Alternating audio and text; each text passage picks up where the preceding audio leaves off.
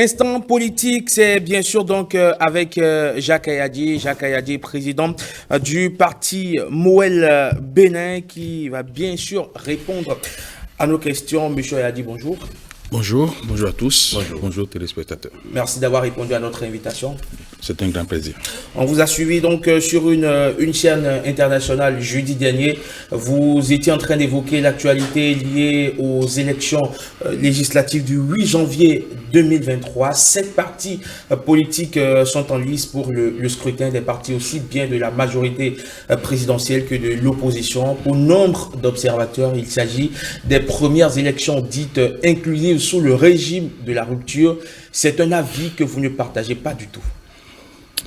Je ne sais pas sur quelle base vous dites que je ne partage pas cet avis. C'est factuel que si on passe de 2 partis politiques de la même tendance à une élection législative à 7 partis de tendances différentes, on ne peut pas dire que les élections qui vont avoir lieu l'année prochaine ne sont pas plus inclusives que celles que nous avons eues en 2019. Ce qui se passe au Bénin, c'est que quand vous parlez, personne ne vous écoute. Je suis sûr que je parle maintenant ce matin. Si vous avez 100 téléspectateurs devant leur écran, il n'y a que 10 qui vont m'écouter et faire leur opinion par rapport à ce que je vais dire. Il y a 45 qui ne vont pas m'écouter parce qu'ils sont pro Ayadi, tout ce que Ayadi va dire sera vrai. 45 autres pas m'écouter aussi, ils sont contre Ayadi, tout ce que je dis sortir de ma bouche sera mauvais. Dites-le quand même. Un pays n'avance pas comme ça. Il faut écouter les gens. La journaliste de France 24 qui m'a interrogé jeudi dernier a dit que le Bénin est en train de renouer avec le pluralisme. Un peu comme pour dire que c'est le président Patrice Talon ou le gouvernement de la rupture qui a empêché les partis politiques de candidater. Ce n'était pas mon avis. Et j'ai dit qu'au Bénin, nous sommes émotifs au Bénin. Et le corollaire de cette qualité ou bien de ce défaut fondamental que nous avons, c'est que nous souffrons de l'amnésie collective.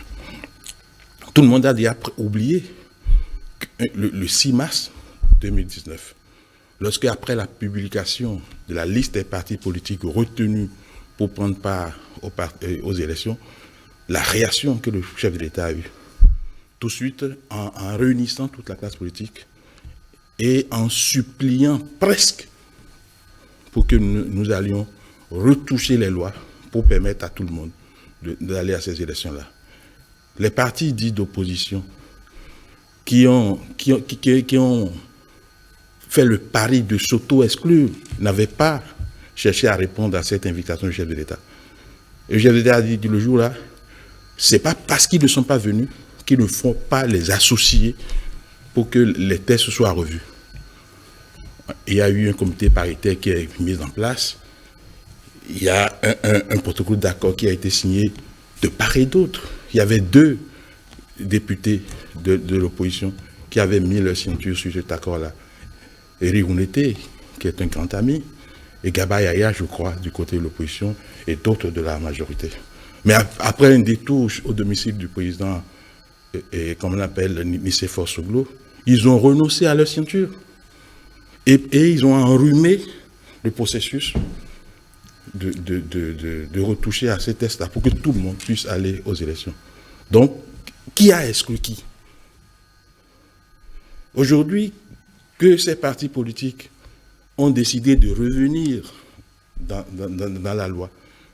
La loi est dure, on peut être contre la loi. Une loi qui est votée, on peut voter contre vous, tout ça. Mais lorsque vous êtes dans un processus démocratique, vous travaillez pour que le rapport des forces soit renversé, pour que vous puissiez... Mais vous ne rentrez pas en rébellion. Aujourd'hui, quand ils sont arrivés, est-ce que les lois qu'ils qualifiaient de lois exclusives ont été modifiées avant qu'ils ne soient qualifiés? C'est ce que j'ai dit sur France 24. Je ne sais pas pourquoi on dit oui, il a dit ceci. Non, il faut écouter quand les gens parlent. Il faut écouter. Donc, Moi, je les remercie de prendre la sage décision finalement, de venir respecter la loi. La loi est due. Vous pensez que Moël Béné aussi est d'accord avec ces lois-là? Non. Mais si on n'est pas d'accord, on ne se rebelle pas. On se bat pour aller là où on vote les lois, pour apporter sa touche, pour avoir des lois qui sont compatibles avec ce que nous voulons. Donc voilà ce que j'ai dit sur France 24. Donc je ne peux pas dire que les élections de maintenant, que nous aurons l'année prochaine, ne sont pas plus ouvertes. Mais je ne vais pas accepter qu'on dise que c'est un gouvernement qui a exclu les gens, puisque le même gouvernement est encore là. Le même gouvernement est encore là. Alors, est-ce que ce n'est quand même pas un peu facile de penser que l'enfer, c'est les autres? Est-ce que mes propos maintenant a dit que l'enfer, c'est les autres? Non. Puisque est-ce que Moël Béné même aussi a participé aux élections? Non, l'enfer n'est pas les autres. Je dis, il y a une loi qui contient des dispositions, qui n'arrange pas tout le monde, mais on dit que la loi est dure. Mais c'est la loi. On vient, on est dans un État, on est républicain, et on applique d'abord la loi, et on travaille pour renverser, comment on appelle, pour Est-ce à dire que Moël Béné n'était pas du tout prêt? C'est pourquoi, jusque-là, 4 ans après, Moël Béné n'a jamais participé aux élections seul. Qu'est-ce que vous appelez n'était pas du tout prêt? On a toujours émis la volonté de participer aux élections. Mais si les lois qui sont là, on n'arrive pas à satisfaire à toutes les conditions pour participer... Oui, ça veut dire que vous n'étiez pas prêt. Ben écoutez, on n'a jamais échoué, nous avons toujours appris, nous sommes aguerris, et c'est pourquoi aujourd'hui, ce qui ne s'est jamais passé depuis 2018 va se passer en 2023, et tout peuple béninois trouvera une réponse à une question. Que vaut Moël Béné sur l'échiquier politique national? Et c'est ça notre seul objectif en participant à ces élections-là. Très bien. Jacques Ayadi, on a l'impression que c'est la participation du parti Les Démocrates qui valide aujourd'hui, aux yeux de plusieurs personnes, le caractère inclusif du scrutin à venir. Vous en dites quoi, vous? Bon, moi je ne veux pas apprécier les autres. C'est leur opinion. Nous sommes dans une démocratie, chacun exprime ses opinions. 7 partis politiques, 3 de l'opposition, 4 de la mouvance, on ne dirait pas que c'est simplement parce que le parti des démocrates participe aux élections qu'elles sont inclusives. Non. Et les autres partis, il ne va rien. Il ne va rien. FCB ne vaut rien. MPR ne vaut rien. Moël Béné ne vaut rien. UPR ne vaut rien. BA ne vaut rien. UDBN ne vaut rien. Il faut savoir raison. Mais avant l'arrêt de la Cour constitutionnelle, beaucoup de gens criaient déjà au scandale après que la Sénat, bien évidemment, a invalidé la liste du parti les démocrates. On criait déjà presque au scandale. Ouh là là, l'opposition n'ira pas aux élections. À croire que le parti les démocrates constitue l'opposition au régime de la rupture. Parce que nous sommes un peuple émotif. Et il faut travailler à ce que ça change. Tout se résume qu'à l'émotion, selon vous? En tout cas, si on veut essayer d'analyser ce qui fait que nous tournons en rond au Bénin depuis 90, c'est que nous sommes émotifs. Et les hommes politiques surfent sur cela. Sinon, je ne sais pas pourquoi les gens parlent du parti les démocrates. Ils sont déjà passés au pouvoir. Et on sait les résultats que ça a donné. Ils ont eu plusieurs expériences au Parlement. On sait les résultats que ça a donné. Mais, vous voyez, quand vous regardez l'échiquier politique aujourd'hui, il y a un camp qui dit « je suis pour Talon », un autre camp qui dit « je suis contre Talon ». Comme être pour ou contre un individu est un projet de société. Moël Béné n'est pas dans ce schéma-là. Moël Béné n'est pas du tout dans ce schéma. Moël Béné a un projet, une offre de législature qui va proposer au peuple. Offre de législature qui est indépendante des hommes.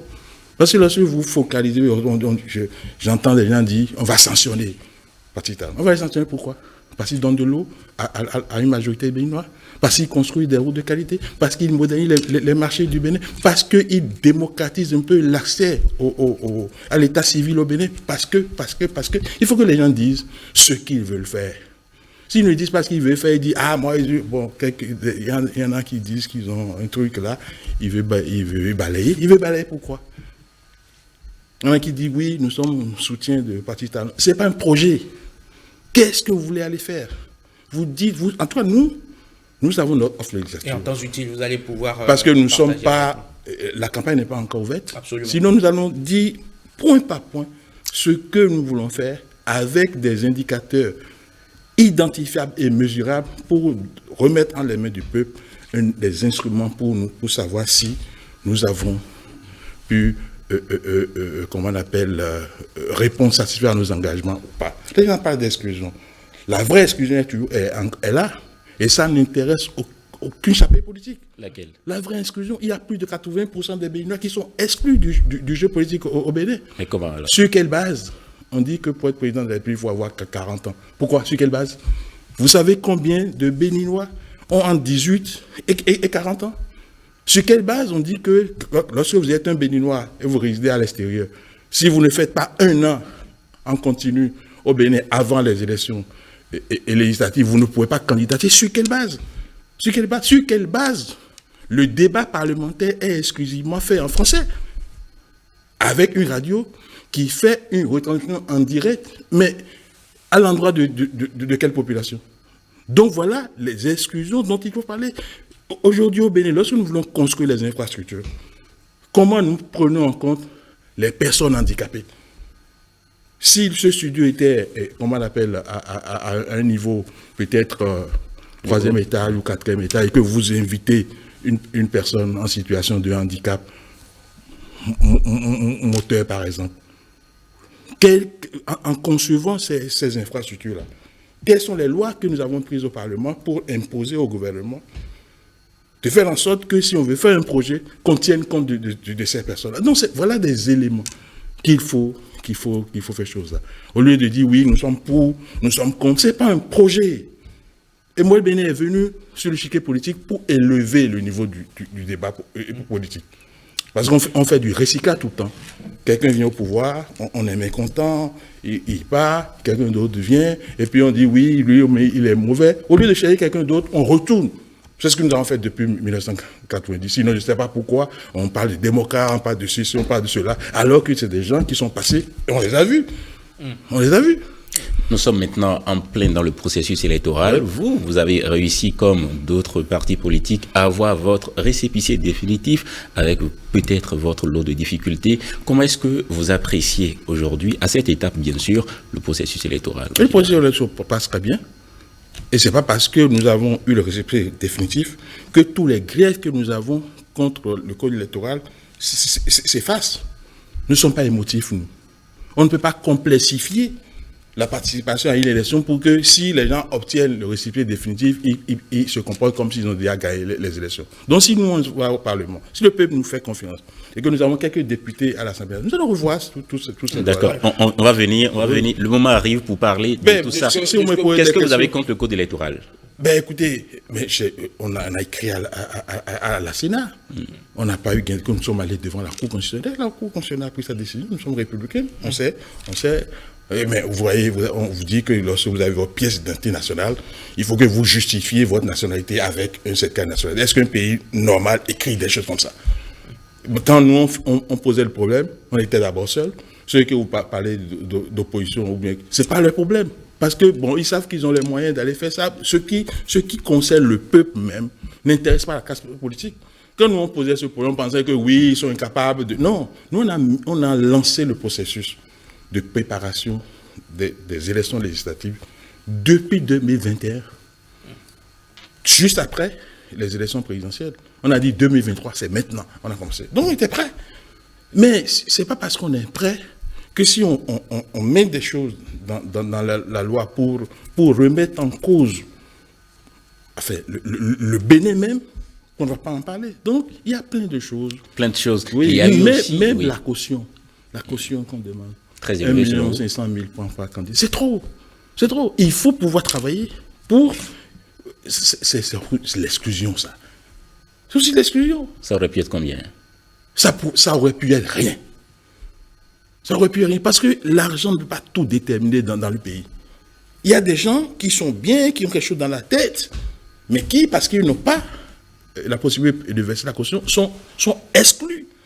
Donc, il faut mettre ces sujets sur la table Il y a eu... et pouvoir les discuter. Il y a eu aussi la polémique liée au quitus fiscal. Vous en dites quoi, vous? Bon, les polémiques, non, vous êtes un citoyen, les citoyens ordinaires, on leur impose d'être à jour vis-à-vis du fisc, mais les hommes politiques, qui plus est les députés qui votent les lois pour imposer, pour concéder, comme on appelle, des ressources à travers les impôts à l'exécutif, c'est eux qui donnent l'exemple et d'être à jour. Mais si nous, on a un avis à donner, on pourrait ne pas mettre le quitus fiscal parmi les pièces à fournir. Mais si un candidat vient, on ne peut pas l'éliminer parce qu'il n'est pas à jour. On peut lui exiger, s'il a une ardoise là, on peut, comment on appelle, si jamais il est élu, on peut voir avec le Parlement et ce qu'il a comme...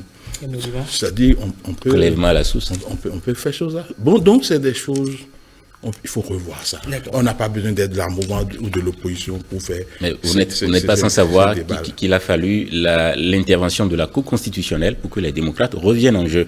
Vous en dites quoi? Il n'a pas fallu, oui, l'intervention, l'arrêt de la Cour. Oui. Parce qu'en fait, la Cour a analysé le parcours du combattant des démocrates.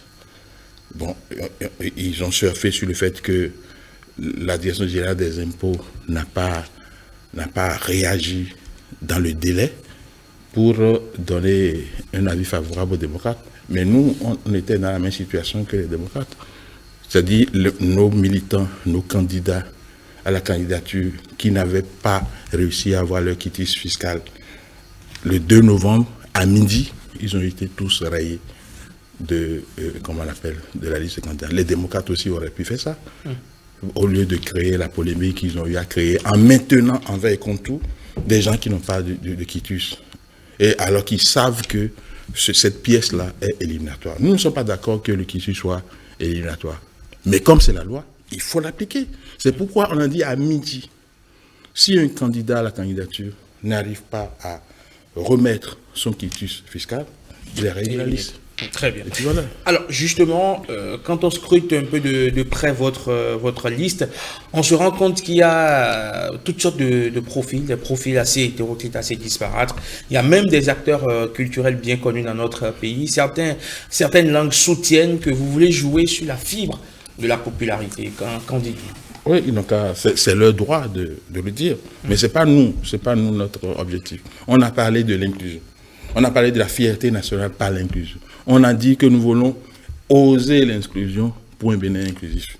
Et nous allons au Parlement.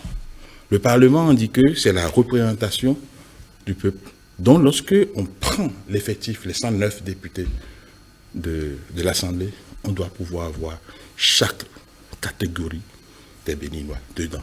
Pour que si un projet de loi ou une proposition de loi est mise sur la table des députés, qui est parmi les députés des sachants. On veut parler des artistes, il n'y a pas mieux profil que les artistes pour savoir ce qu'il faut. On veut parler de nos réalités endogènes, il n'y a pas mieux que ceux qui sont dans ce secteur-là pour en parler. Voilà pourquoi nous, on a fait notre liste de façon à ce que lorsque vous la scrutez, vous retrouvez toutes les couches de la population béninoise avec une répartition par temps d'âge qui est connue. Moi, j'aurais bien voulu que chaque parti politique vienne exposer quelle est la répartition par sexe, par catégorie d'âge, etc. de ces candidats. Moi, je vous ai amené un document ici. Répartition. Je ne sais pas. Les gros chiffres en termes de pourcentage. D'abord, nous aurions souhaité avoir 52% de femmes contre 48% d'hommes sur notre liste. On n'a pas pu. Parce que... On n'avait pas assez de femmes dans votre parti. C'est pas parce qu'on n'a pas assez de femmes. Il y en a pas assez, il faut le reconnaître. Mais la femme qui veut être candidat, on en a très peu. Et les rares aussi, les maris disent non. Je connais un cas emblématique que je ne vais pas citer ici, où la femme a donné son dossier, elle était prête, et son mari a dit non. Et puis, finalement, nous avons 33% de femmes pour 67% d'hommes. C'est un effort que nous avons fait. Et en matière d'âge, on a 52% 53% de nos candidats qui ont moins de 40 ans. Et les candidats de Moelle Bénin qui ont moins de 50 ans, ça fait 82%. Donc si vous regardez notre liste, voilà ce que...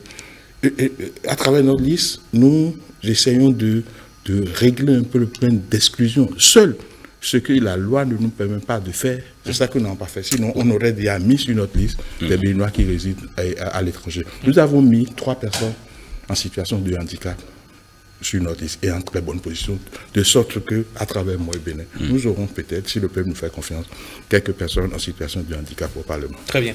Alors, Jacques a dit, dernière question avant de vous laisser partir. Après 4 ans d'existence, ce sera pour la première fois que votre parti sera seul face à son destin. Comment est-ce que vous appréhendez ce scrutin? Nous sommes sereins, très sereins. Parce qu'en fait, l'avantage de Moelle Bénin, ce qui fait que Moelle Bénin a le mental gonflé, là, on n'est pas... député, comme si on n'est pas député, on va mourir là. C'est pas notre problème. On veut savoir, nous avons une vision, nous avons une offre de législature, on veut savoir quelle est la proportion des Béninois qui sont d'accord avec nous. Mais je voudrais dire, puisque je sens que vous voulez clôturer, comment on appelle, l'entretien, je voudrais dire au peuple béninois, faites très attention. Parce que les gens viennent leur tenir des discours.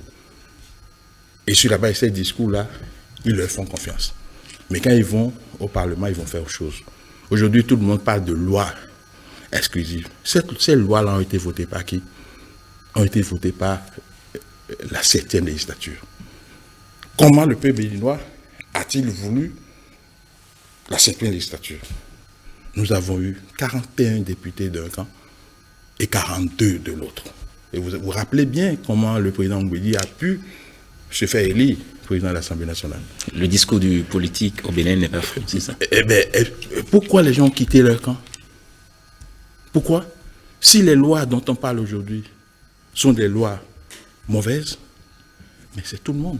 Vous aurez le temps d'aller qui doit assumer cela. Vous allez rencontrer le peuple et leur expliquer tout Moi, cela. je pense que les monologues, là, il faut qu'on arrête maintenant. Les monologues. C'est-à-dire, moi, j'aurais souhaité avoir en face de moi un responsable du parti des démocrates pour que le débat soit fait. Parce que moi, je viens seul, je dis ce que je veux, je m'en vais, quelqu'un d'autre vient, il dit ce qu'il veut. C'est pas ça. Ça ne construit pas un pays, ça. Si vous permettez, bien évidemment, quand la période de... Non, la période est déjà là. Vous m'avez posé un certain nombre de questions. Moi, j'aurais aimé que ces questions soient posées à quelqu'un qui n'est pas d'accord avec moi pour que... Il va venir tout à l'heure juste à votre place. Écoutez, mais ça sert à quoi? Ça sert à quoi si l'autre parle... Il va porter la voix de son parti, monsieur. Moi, je fais une recommandation forte ce matin à la TV nationale que les monologues les lundis matin, il faut les arrêter. C'est-à-dire, vous appelez des personnes de tendances différentes pour qu'ils viennent faire le débat. Et c'est ça qui va éclairer le peuple. Vous l'aurez votre débat, M. Yadi. Vous l'aurez. Soyez rassurés. Merci beaucoup. Vous l'aurez sinon, avec... je ne suis pas dans un confort. Mon confort, c'est d'avoir un contradicteur de devant. Soyez rassurés que vous l'aurez avec d'autres chefs de partis politiques, d'autres responsables de partis politiques pour que le débat soit... Mais de même tendance, moi, je ne souhaite pas trop. Pas du tout. Ce sera des tendances assez diversifiées, assez variées, pour bien évidemment essayer de jauger, de mettre en contradiction les idées. Merci beaucoup, vivement que la campagne commence. C'est dans quelques jours. Pour que chacun dise ce qu'il a comme projet et que le peuple fasse attention à ce qu'ils disent. Nous sommes venus pour sanctionner, sans dire pourquoi ils veulent sanctionner. Jacques Ayadi, merci beaucoup. Merci beaucoup donc à vous, Jacques Ayadi. Je rappelle que vous êtes le président du parti Moelle Bénin, le mouvement des élites engagées pour l'émancipation du Bénin. Merci d'avoir répondu à nos questions. Très bonne journée du lundi à vous. Merci. Juste après vous, on reçoit M. Jude Bonaventure Lodjoui du parti Les Démocrates. Avec lui, bien sûr, on refait le même exercice.